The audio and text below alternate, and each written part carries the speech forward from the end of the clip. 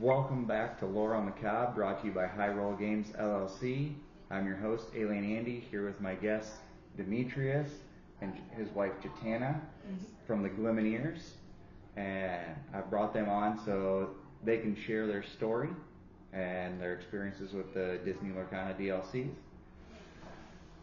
So it is my understanding that you two have both been to every North American DLC to date, right?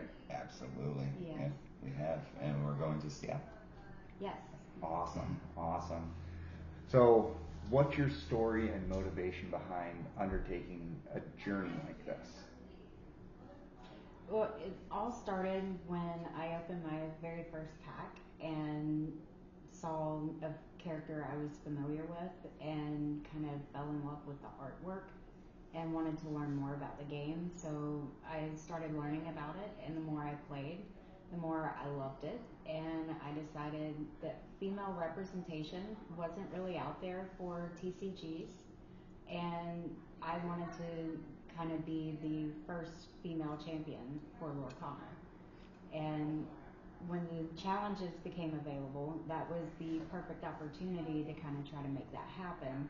So we started, trying to get to the challenges and get in them and everything. And it's kind of slowly evolved from just being about my goal to being more about the community that's involved. And it truly changed after Chicago. That is amazing. So, can I interrupt and ask? So, what was this character that you opened? The very first one was the wardrobe from Beauty and the Beast, and from the first chapter. And I was like, oh my god, because Beauty and the Beast and The Little Mermaid were my two absolute favorites growing up. So, seeing anything from Beauty and the Beast kind of really, I love it, so that's kind of what just got me hooked, and I was like, I've got to get more packs. So we looked into how to do that, and with the first chapter, being so rare to get, the only way locally was to go to the stores and actually participate in League each week. So that kind of started getting me a little bit more used to not just playing at home, but also going out and playing against other people and making it a little bit more challenging for me. So I was kind of slowly developing over time the sense to go from, oh, I just like playing this game, to, oh, I want to do this competitively. So That is awesome and inspiring. thank you. So, you mentioned everything started taking off after Chicago? Yeah, when we were in Atlanta, it was all about just, hey, let's go to it, check it out, see if it's for you. And we went there, and it was just us checking it out and experiencing it. Then Chicago, we gave it another try, and that was our first risk. And when we were there, we met some guy on the bench when me and her was talking, kind of overreacted, or not overreacted, but kind of interrupted in a way, and was like, hey, are you Demetrius and Jetana from the Facebook group posts? And I'm like, yeah. And immediately I was like, what's your name? And he said, Bobby Harwell. And I will never forget him, because it's kind of what driven us to what we are now. Because someone actually recognized our post, and it started slowly going from Chicago at the end of it to gearing towards the community, because just that response alone drove me into a whole different direction. So I started this thing where I would just go up to somebody and say, hey, what's your favorite card? And they would tell me, and they would say it, sign it, take a photo, and I'll share it as the community. So, and the one thing that really motivates me and kind of do that is, it's not just random. It kind of is, but it's not. It's kind of drifted towards me. So it's who speaks to me. It's who comes and finds me. It's any reactions, just like Bobby did. So it's truly phenomenal at the point where it is now, because this didn't really kick off until Toronto. Until Toronto? Yeah, Toronto had we met 30? We've met 30 people throughout the whole weekend that were new, that had seen our posts and, kind of come up and was like, hey, you guys post online all the time, don't you, about your journeys? And it just kind of evolved from that to more people wanting to stop by and see us while we were in Vegas. And then Vegas was absolutely crazy. Like, on the first day, we had over 30 people just that we met and, connected to, and was able to help make a positive memory for them. And not only that, but a positive memory for us, because I think one of the biggest things I heard this weekend was, since we had driven out here from Virginia, we took a little detour to go to the Grand Canyon, and he posted a very raw, emotional video of me seeing it for the first time, and I don't know, it just kind of opened people up tremendously this time, and everybody was coming up and saying like, oh my gosh, you guys are awesome, I loved your video, you guys inspire me to want to come to the challenges, or want to do things that others wouldn't ordinarily think to do. Like, what was that one guy we inspired? You were just talking about Jacob? Oh, Jacob the Havanite, I do believe, JD. Yes. Yeah, he kind of popped up out of nowhere. I was like, hey, you inspired me to do content. And I'm like, oh, okay. And that just happened right before we came over here. And not to mention just that, but we kind of inspired you as well, right? Yeah, meeting you guys in Texas, which was my first DLC and my first major card event ever. Yeah.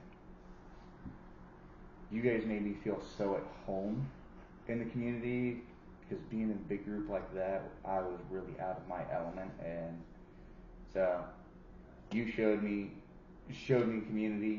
You encouraged me to not stress out, go and play like I can, and following your guys' story since Texas, yeah, it did. It inspired me to want to go out and try to start up my own little card shop in my community, so I can have a place for the local kids and stuff to come to, and hopefully one day we'll get there to a brick and mortar store.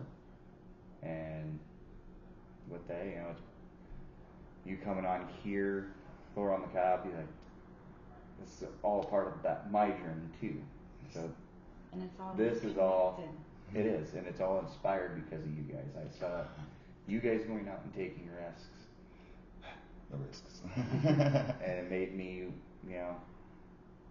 ask myself, why aren't you going out and taking risks yourself? I mean, it's what the main rule is, the fear is what really holds you back. So right. If you allow fear to hold you, then you're going to relentlessly have yourself in this loop, which I call the hamster wheel. Mm-hmm. So if you don't, if you remain comfortable in your life, you're never going to go somewhere. So, and the thing with that is the risk that we have faced, it's easy to us. I mean, and what really, really drives it is being at these challenges and driving everyone to do what they're doing now. So when we hear you inspired, other people inspired, even people that we don't hardly know inspired, that gives everything we possibly can to do what we can to be there for each and every single one of them, including you and everyone else. And it's a phenomenal experience.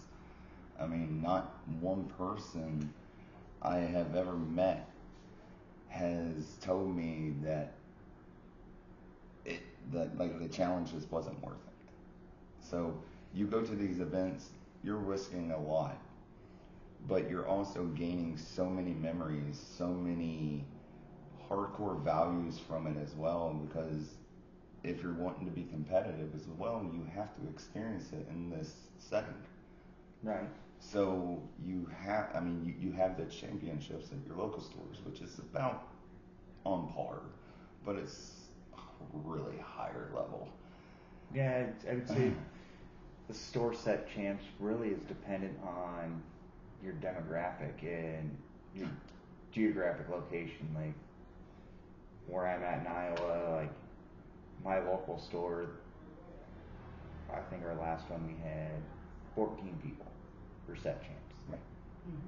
So. And when you experience 2,000 or even 1,000, I mean, it's right. It's phenomenal seeing that many people just playing this magical game called Disney Lorcana. I mean, and seeing couples play, like and kids, right. Yeah. A family going to play a card game. Like this is beyond the spectrum of trading cards now. It's like a family involved game, but it's still a competitive card game. Yeah.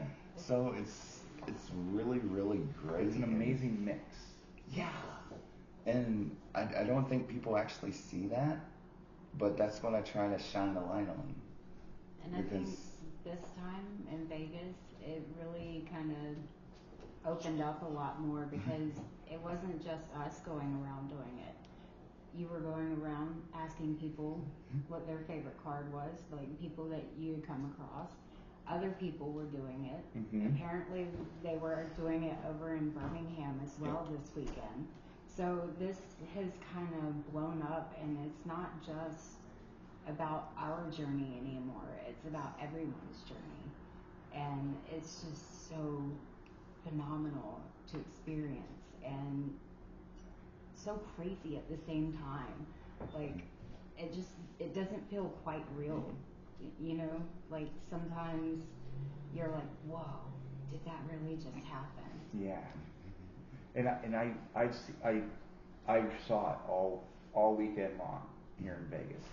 Everywhere you were, like you always had a group of people around you, and then random people walking by going, hey, is that Demetrius? And I'm like, yeah, like for the first time this time, when round one was about to begin and I was trying to get to my seat, you know, we're often in different areas because he's in a different pairing than I am. So I was often there on my own, and somebody randomly was like, "Good luck, Jetana." I was like, "Thank you. Good luck to you." I don't even know who this person was. You know, it was just random 1 second. Mm-hmm. But that's awesome. It is. Like, if we can get more people doing that, that would be amazing. And they are. They are. yes. Yeah. Just spread positivity and love. That's all. Yeah. There's a reason why I'm wearing this shirt. I like it. It's humanity. So, how would you say your experience on this journey has been so far? Okay. It's been dreamlike, phenomenal, and amazing at the same time, but it also has its own personal challenges. So it's been rough and hard, but you always don't let the negatives outweigh the positives. So Good outcome. yeah, I mean, if you focus on the negatives and don't consider those negatives as even a positive, it's gonna hold you back. So I've told a few people this, but I'm honored to tell you here now that this was not easy to do. It's not. So it's to be there with the community drives us to do insanity, if that makes sense. Definitely like drive from cross country over 2,000 miles. Yes. Yeah. with only $350 to your name to get there. So it's really crazy to do that. That really is putting it all on the line. Yes, and Vegas is kind of fitting. Go all in. Yeah, you're 100% correct. Yes. And like you said, you can't let fear take the wheel. Not at all. I mean, in like Toronto, I mean that's another major thing. Toronto, there was challenges that tried to hold us back from getting to the challenges. So the personal challenges that faced us tried to stop us from continuing. Mm-hmm. So like when we first started this, I actually got injured on my job back in May, and I was about a week, 2 weeks in from actually catching everything up finally, Mm-hmm. and being straight leveled, not being down over that line.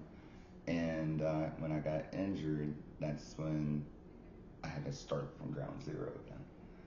And I'm still employed, but we do have a lawsuit going on, and I can't go and get a normal job. I can't go try to get a job because that would break the lawsuit. Well, not only that, but you're still, dealing with the Workers' comp, yeah, from So because you're still trying to get the issue taken care of. yes, absolutely. So it brought more defeats to us, not really defeats, but blessings. And right before Toronto, why I mentioned that is what, a week? About a week before, yeah. About a week before, we were evicted from our house. Oh, So man. a normal person would be like, no, we can't go to Toronto, right? Yeah. We did it. We showed up, and it was absolutely amazing. So when we did that, and with this one, we only had $350. I'm supposed to be getting checks, but we were evicted. We didn't get those checks because we're at a different location. I had us change my mailing address. So now It never everything's came. forwarded, and we're still waiting We're on still mail waiting on this. from... But we still made it happen. And it's funny because when we got here, we made the hotel happen. We made food happen. And that's the significant thing with Vegas is we started this new thing, which you got one, right? The Try Everything card? Yep. Okay. So I'm starting to hand that out to everybody because if you listen to the lyrics, it talks about being defeated, being... Like, even if you fail, don't let that stop you from going after your dream. Right. Was the saying Thomas Edison failed 1,000 times before he created the light bulb? Well, Yes, so 1,001. So if can it I takes that, can I ask you, like you said when you got here, you made the hotel happen, you made food Mhm. happen. Can Yeah. I ask, how did you make that happen? Honestly, the generosity of a generosity of the community. We told that there was somebody there at 8 a.m. in line while we were waiting for the DLC to open. the badge pickup, yes. Yes. He had been to Atlanta. He had missed out on the others, so he was able to make it to this one. And we kind of talked to him a little bit and, found out more about his life, and he found out more about our life. And this... So you guys, you connected on a more personal level Yeah. Yeah. versus, just a stranger competitive level. Yeah. Yeah. Always. Absolutely. Always. We always be honest with everybody we meet. So. And he just, as the line, starts going in, when they let us in, he just hands me a card and it's like, here, give this Go to the trade it in. vendor and they'll get cash for you. We had no idea what the card was. And come to find out, it was a... Third revised Tundra. Wow. Yeah. And that alone paid for the hotel. That's awesome. Like that is, I feel like that's what this community is all about. What it's grown into over these last 2 DLCs. Yeah. Like you said, since Toronto. Like, Yeah. I mean, this is my second one. Hey, I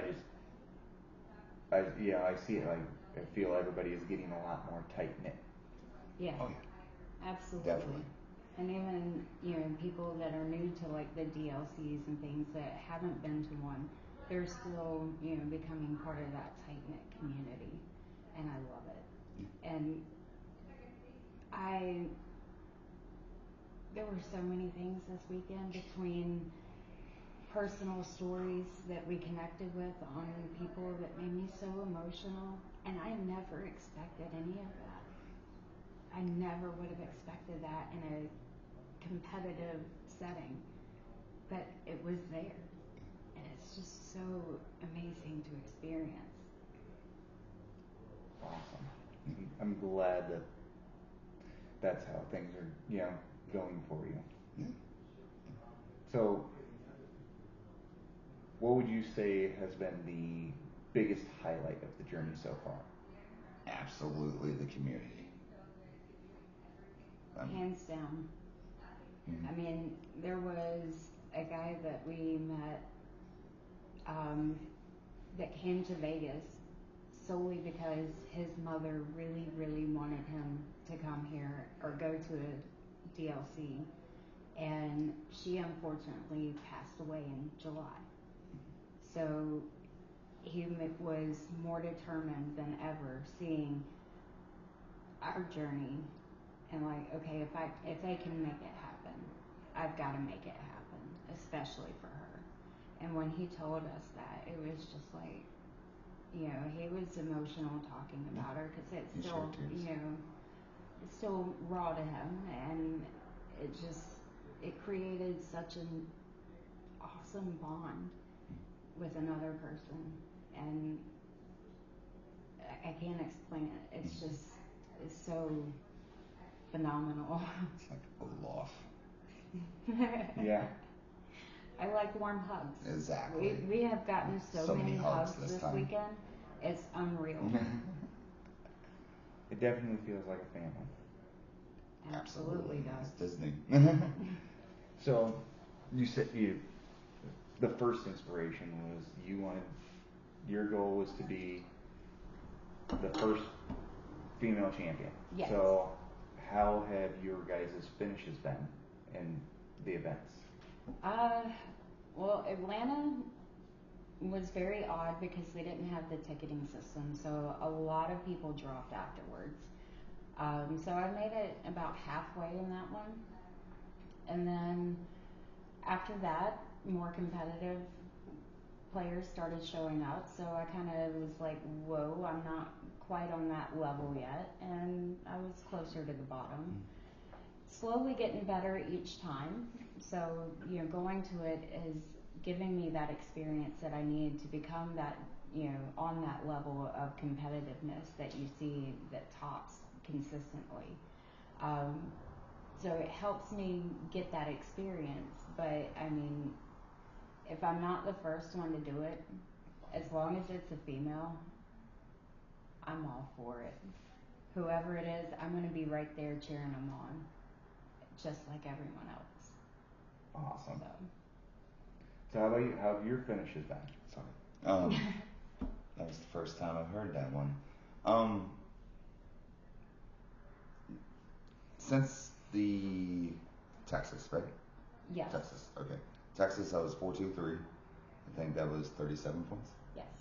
Then in Toronto, I was 3-2-4. Which I think was 33 points. I think so, yes. And Toronto was only 1,024, right? Yes. Okay. And Vegas, I was 3-3-3. I was power threes.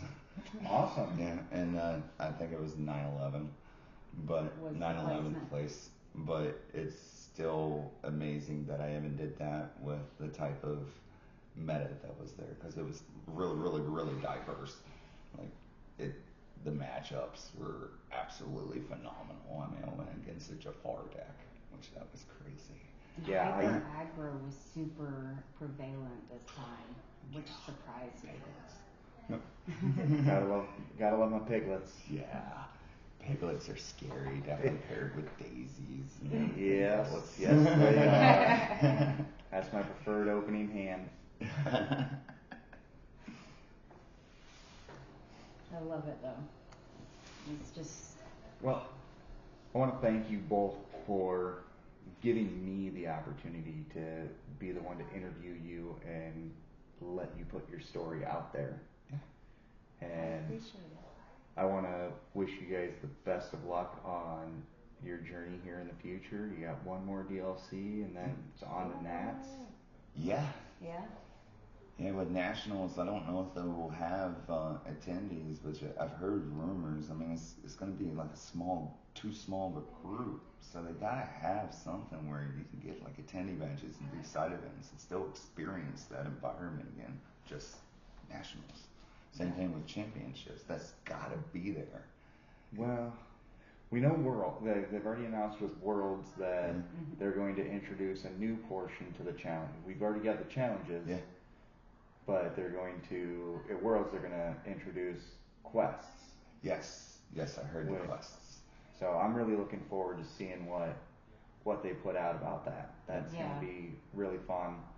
I want to bring my wife and my kids down to do that. Yeah, that would be awesome. Have more family involvement. Yeah. Honestly. Yeah, and that's what it's all about, right? Family. Yes. Family, which is the heart of a community.